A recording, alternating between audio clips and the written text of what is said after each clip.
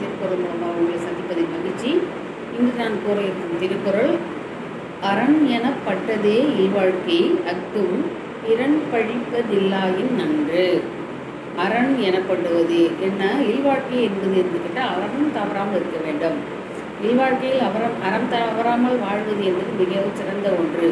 மற்றவர்கள் நம்மை பழித்து கூறாத வண்ணம் நம்மை பார்த்து இவன் என்ன இப்படிப்பட்ட ஒரு இல்வாழ்க்கை நடத்துகின்றான், இப்படிப்பட்ட குழந்தைகளை வளர்க்கின்றான், இப்படிப்பட்ட மனைவியை பெற்றிருக்கின்றான் என்ற ஒரு தாழ்வான எண்ணம், ஒரு தவறான எண்ணம், ஒரு பழியை சொல்கின்ற அளவுக்கு ஒரு இல்வாழ்க்கையை நடத்தாமல் இருப்பது தான் நல்லது.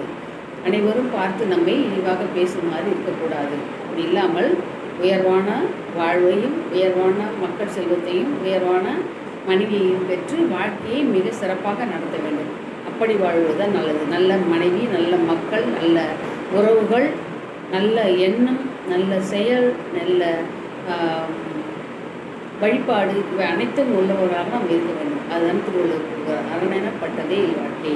இல்வாழ்க்கை என்பது எது என்று கேட்டால் அது ஒரு அறம்.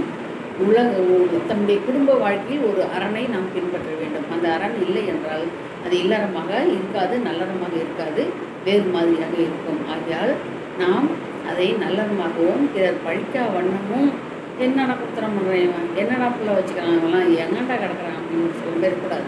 பரவாயில்லப்பா, அவனும் ஏதோ ஒன்று தட்டுக்கிட்டு தரு மாதிரி ஒரு வேலைகளே பார்த்து இந்த பிள்ளைங்களை வளர்த்து இன்னைக்கு நல்லபடியாக இருக்கிறாங்க. அந்த பிள்ளைங்களாம் கொண்டாடி எவ்வளோ பரவாயில்லப்பா, என்ன இல்லைனாலும் ஏதோ கடிச்சு செட்டாக குத்திரம் பண்ணுறான் அப்படின்னு பேசுகிற மாதிரி இருக்கணும். அதை விட்டுட்டு இப்போல்லாம் ஒரு ஆள் எதுக்கு இருக்கிறானே தெரிய மாட்டேங்குது, இவனையும் கொண்டாடியும் பிள்ளைங்களும் ஓய்வு போகிறான் அப்படின்ற மாதிரி இருக்கக்கூடாது.